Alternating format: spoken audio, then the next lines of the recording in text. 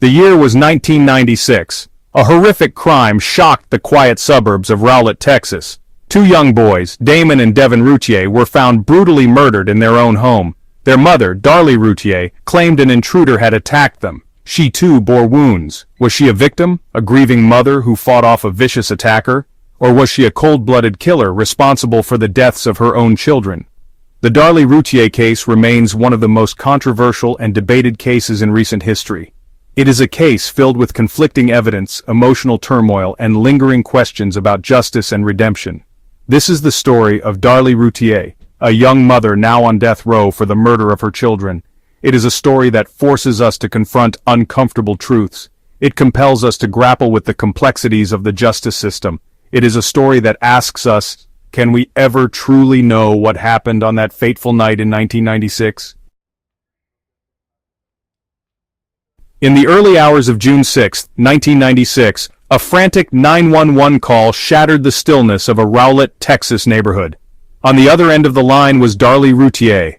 She was hysterical, her voice thick with panic and terror. She sobbed that an intruder had broken into her home and attacked her two young sons, 5-year-old Damon and 6-year-old Devin.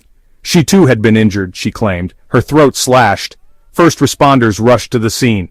They found a scene of unimaginable horror. The Routier family room was spattered with blood. Damon and Devin lay lifeless, victims of multiple stab wounds. Darlie was found with a gash across her neck. She was immediately transported to the hospital.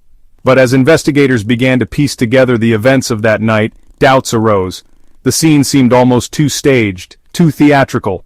There were inconsistencies in Darlie's story. The evidence didn't quite add up.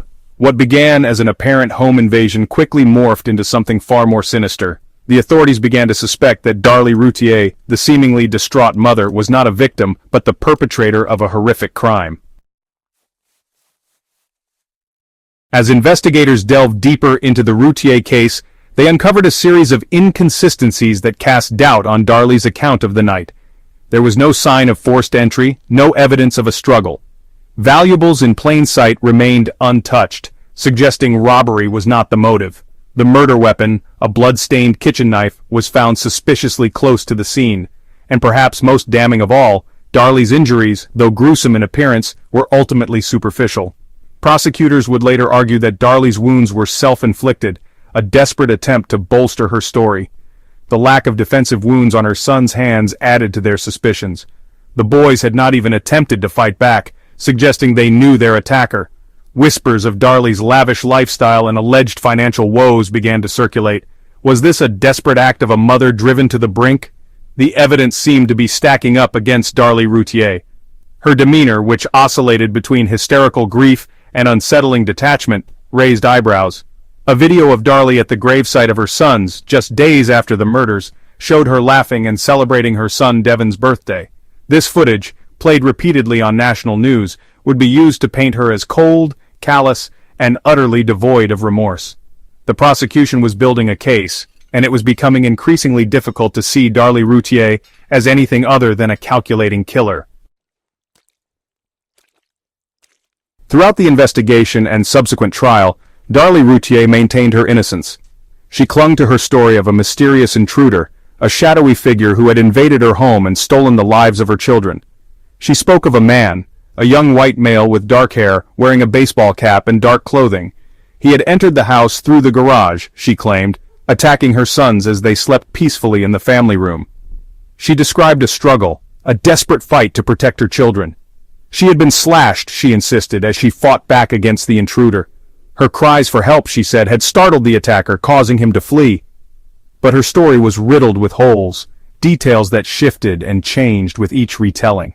Her account was often vague, lacking in specifics that could have corroborated her claims or led to the apprehension of the alleged intruder. Her defense team would later argue that Darlie's inconsistent statements were a result of trauma, the byproduct of a mind shattered by a horrific ordeal.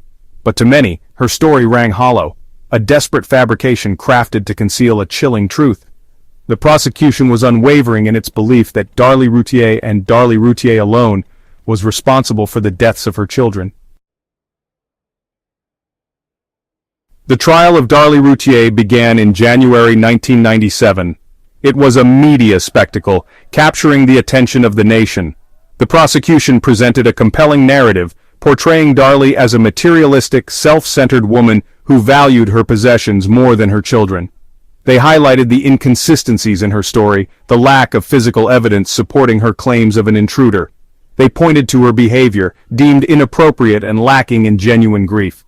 The prosecution argued that Darlie, driven by financial woes and a desire for a more carefree lifestyle, had snapped. They believed she had silenced her children, staging a clumsy crime scene in a desperate attempt to deflect blame. The defense countered with expert testimony, attempting to explain away the seemingly damning evidence. They argued that the crime scene, though unusual, was not impossible. They insisted that Darlie's injuries were consistent with her account of a struggle. They painted her as a loving mother, a victim herself who was being wrongly accused. But the prosecution's case was strong, fueled by public opinion that had already convicted Darlie in the court of public opinion. On February 4, 1997, after deliberating for less than 10 hours, the jury reached a verdict: guilty. Darlie Routier was convicted of capital murder and sentenced to death. The fight for freedom appeals and the quest for DNA evidence. Since her conviction, Darlie Routier has maintained her innocence, clinging to the hope that one day she will be exonerated. Her case has been the subject of numerous appeals, each one meticulously scrutinizing the evidence and trial proceedings. Her defense team has consistently challenged the prosecution's case, alleging prosecutorial misconduct, ineffective assistance of counsel, and questionable evidence handling. They have pointed to potential DNA evidence, arguing that unidentified DNA found at the crime scene could belong to the alleged intruder.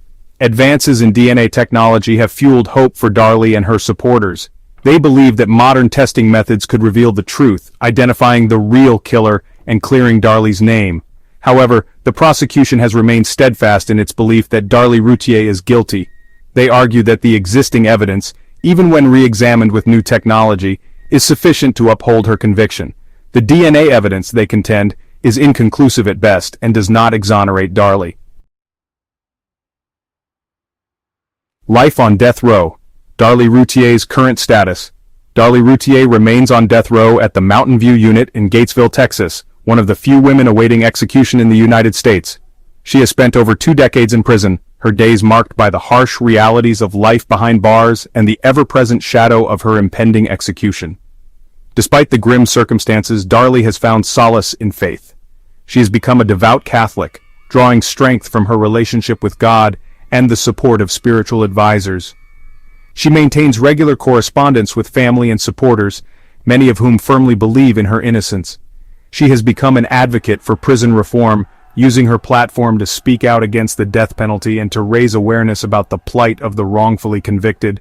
Darlie's case continues to garner media attention, with documentaries, podcasts, and news specials revisiting the evidence and exploring the possibility of her innocence. The debate surrounding her guilt or innocence remains as polarized as ever, with supporters rallying for her release and detractors convinced of her guilt. A polarizing case, public controversy, and contrasting views. The Darlie Routier case has been a source of intense public fascination and debate since it first made headlines. It is a case that has divided public opinion, sparking heated discussions about justice, reasonable doubt, and the death penalty. Those who believe in Darlie's innocence point to what they see as flaws in the prosecution's case, emphasizing the lack of a clear motive and the possibility of an alternate perpetrator. They question the validity of the evidence, highlighting the potential for contamination and mishandling. They view Darlie as a victim, a grieving mother who has been failed by the justice system.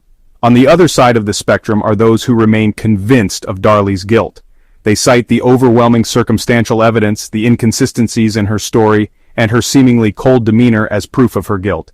They believe justice has been served and that Darlie is exactly where she belongs, on death row.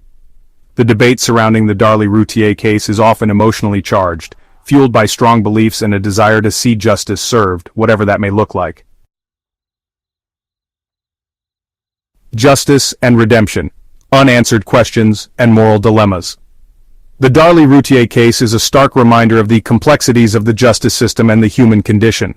It forces us to confront uncomfortable questions about guilt, innocence, and the fallibility of memory. It compels us to grapple with the moral dilemmas surrounding the death penalty and the possibility of wrongful conviction.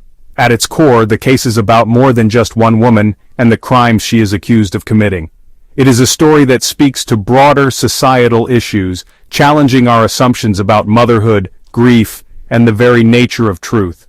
It is a case that continues to haunt us, demanding that we examine our own beliefs and biases.